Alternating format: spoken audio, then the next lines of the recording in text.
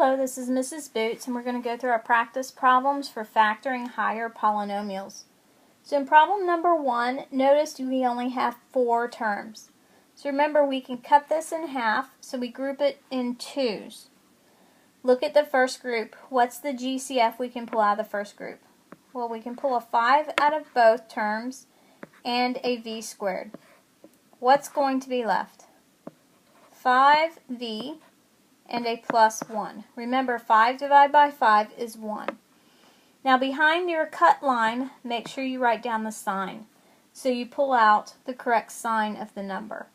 Now what can we pull out of the second group? 30 and 6, we can divide both by 6. What's going to be left? 30 divided by 6 is 5, so I have 5v and then plus 1. We should always get a matching pair. One of my factors is 5v plus 1. The other factor is the numbers out front. 5v squared plus 6. This is the factored form for this cubic equation. Number 2. Again, only 4 terms. Cut it in half so that there's 2 sets of 2. Now, what can we divide out of the first 2? This may take a little trial and error. We know they both end in 5, so that would work, but we need the greatest common factor, which is actually 35. So I'm going to pull out 35 and the n squared. Now what's left? 3n plus 5. Behind the line, write down the sign. In this case, it's a negative. Now what's the highest number or greatest factor we can pull out of 75 and 125? It's 25. Divide both of those by 25 and you get 3n plus 5. We have a matching set, 3n plus 5. The other factor is the numbers in front. 35 n squared minus 25. Now notice the 35 and 25 are both divisible by 5. So I actually have a GCF that I missed. So I should put a 5 out of both of those. That would give me a 7n squared minus 5n. There should be an n there. No, there shouldn't. My bad. And then I'm going to write down my 3n plus 5. Now this is completely factored.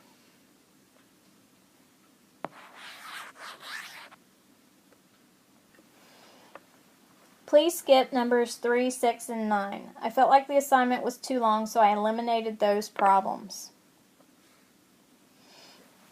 Number 4. Again, we have 4 terms. Cut it down the middle. What's the greatest common factor of the first 2? 28 and 16 are both divisible by 4. I can also pull out a y squared. What's going to be left? 7y plus 4. Behind the line, write down the sign.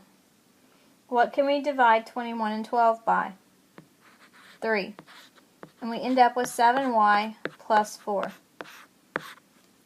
My common term, my common factor, is 7y plus 4. The outside gives me 4y squared minus 3. This is the factored form for this cubic.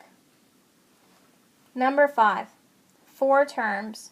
Cut it in half. What can we do on the first 2? What's my GCF? 4v squared. I'm left with v minus 3. Behind the line, write down the sign. What's the GCF of the second 2? 5. What's left? V minus 3. Remember, positive 15 divided by negative 5 gives us negative 3. Write down the common term, or common factor, v minus 3. The other factor is 4v squared minus 5. This is the factored form for this cubic. Number 7. 4 terms. Again, cut it in half. What can you factor out of the first 2? Well, the highest number would be a 3, and then we have a p squared. What's going to be left? 8p plus 5. Behind the line, write down the sign. What can we factor out a second to? A 7. Again, we have 8p plus 5. The 8p plus 5 matches. That's our first factor. The second factor are the terms out front. 3p squared minus 7. Number 8. 4 terms, cut it down the middle. What can we pull out of the first two? Well, they both end in 4 and are actually divisible by 4, but I need a bigger number. Let's do 8. So I have 8r squared. What's left when we pull out 8r squared? 3r minus 8. Behind the line, write down the sign. What can I divide into 21 and 56? 7. That leaves 3r minus 8. 3r minus 8 is the first term. My second term or factor is 8r squared minus 7. This is the factored form for this cubic. Next section. Now we have some more complex grouping problems for higher polynomials. Notice the highest exponent in this problem is a 5. Now I'm dealing with a quintic equation. How many terms are there? 1, 2, 3, 4, 5, 6. So I can cut it in half into 3 and 3, or I can group it into 2s.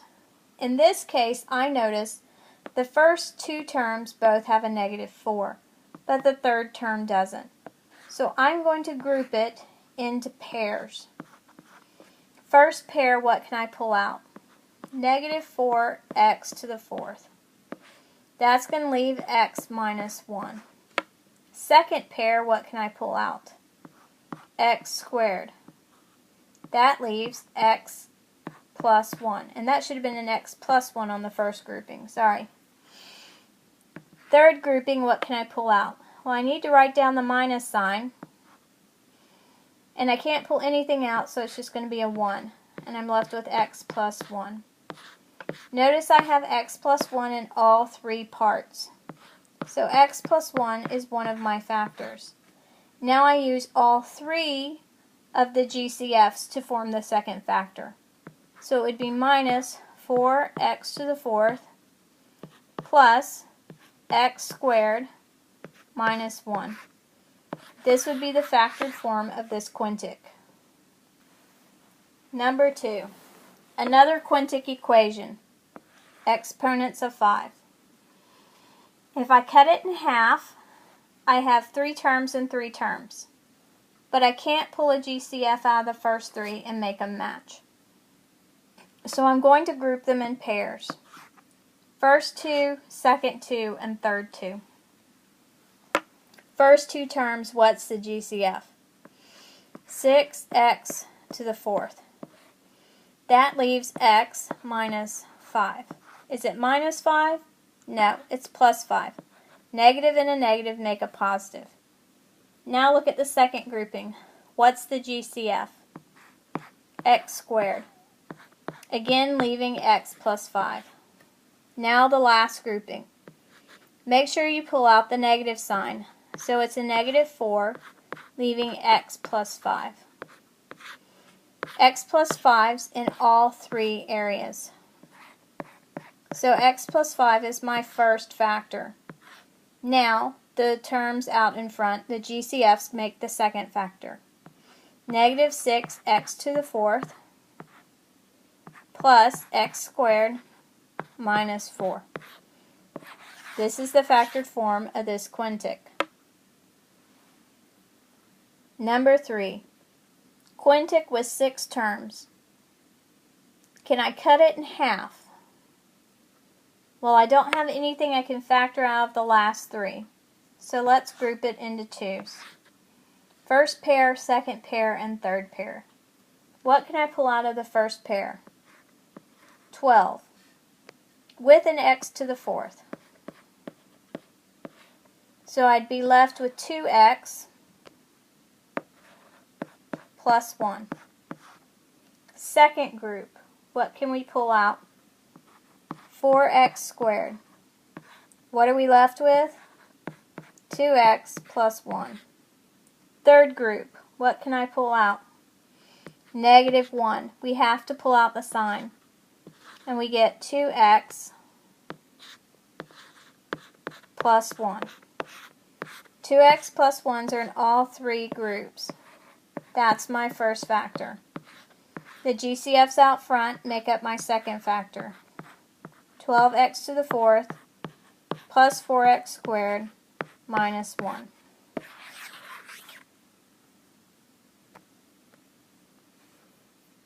Number 4. Again, a quintic with 6 terms. If I cut it in half, I don't have anything I can pull out of the first 3. So I'm going to group it in pairs again. Let's look at the first 2. What can I divide out of the first 2? Well, a 3, but I can also do 9. So let's do 9. We want the greatest common factor, which would be 9x to the fourth. 18 divided by 9 is 2, so I have 2x. 27 divided by 9 is 3. So 2x plus 3 is what's left. Second grouping. What is the GCF? X squared. That leaves 2x plus 3. Third grouping. What is the GCF? Well, we know we need to pull out a negative, but there's nothing else to pull out. So we write down a 1. That leaves 2x plus 3. So my first factor is found in all three groups. 2x plus 3. The second factor is the GCFs in front. 9x to the fourth plus x squared minus 1.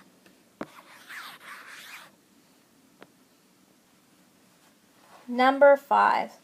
Now I have a 6th power or 6th degree polynomial. It still only has 6 terms, so we can group it in pairs or cut it in half. If I cut it in half, I can only pull out a 2, and that won't match the second half.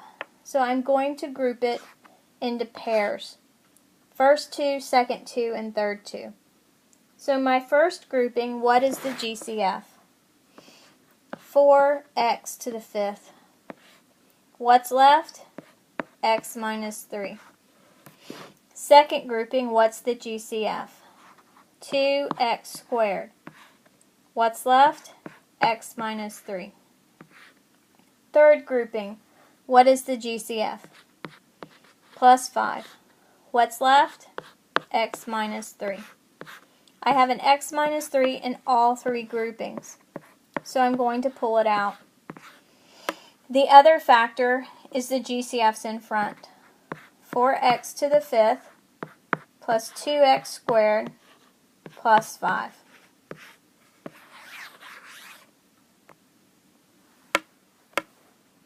Number 6. Number 6 is another quintic. It has 6 terms. I notice a pattern. Look at the coefficients. 1, 2, 1, 1, 2, 1. So I'm going to cut this one in half. So I'm doing the first 3 and the second 3. What is the GCF for the first 3? X cubed. Now write down what's left. X to the fifth, take away 3, I'd have x squared. In the middle I would have 2x, then I would have plus 1. Now, the second 3. What's the GCF? Well, there isn't one, so we would just pull out a positive 1. So we would have x squared plus 2x plus 1. So my greatest common factor between the two is the x squared plus 2x plus 1. The x cubed plus 1 is the other factor. Now, we have to keep going. This first trinomial is factorable. Two numbers that multiply to give me 1 and add to give me 2 is 1 plus 1. So it's a simple factor. I have my two binomials. X is in front, 1's at the end. Both are positive. The x cubed you will actually learn how to factor in the next lesson. I'm going to give you a sneak peek and I'm just going to write it down. You would have an x plus 1, x squared minus x plus 1. If I wanted to be extra lazy, notice I have all three x plus 1's.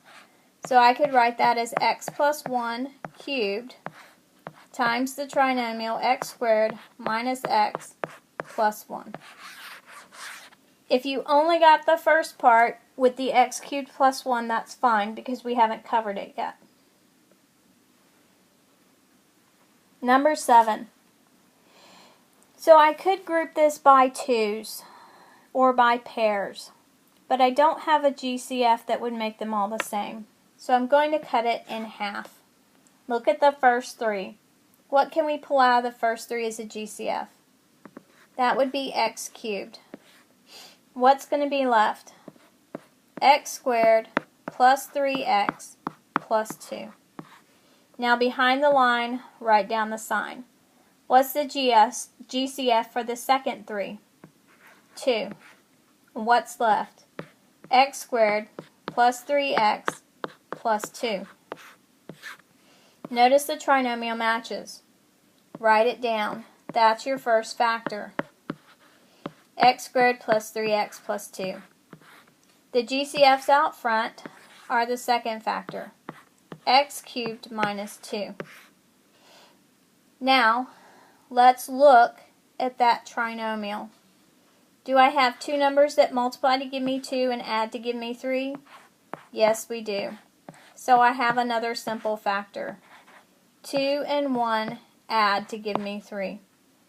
The cubic we're just going to write down as is, and in the next lesson we will explain how to factor the cubics. Number 8, last practice problem. Another quintic with 6 terms. Again, I'm going to cut it in half. If I had broken it into pairs, there isn't something consistent that will pull out of all three. So now let's do the GCF of the first three. I have x cubed. What's going to be left? X squared minus 2x minus 8. Now the second three. I can pull out a positive 8. I'd have x squared minus 2x minus 8. The trinomial's the same, so write it down. That's the first factor. Now write down the outside GCFs. That's the second factor. Now let's look at that trinomial. Can we factor it further? Are there two numbers that will multiply to give me 8 and subtract to give me 2? Yes, there are. 4 minus 2 gives me 2. The 4 gets the negative because it's the bigger number. The x cubed plus 8 is also factorable. I'm going to write it down, and you can look at it in the next lesson. This would be completely factored. If we wanted to condense it, we could write it as x plus 2 squared times x minus 4 times the trinomial x squared minus 2x plus 4. If we wanted to FOIL it all out and multiply it all out, we would actually get to the original problem. This concludes the practice for this lesson.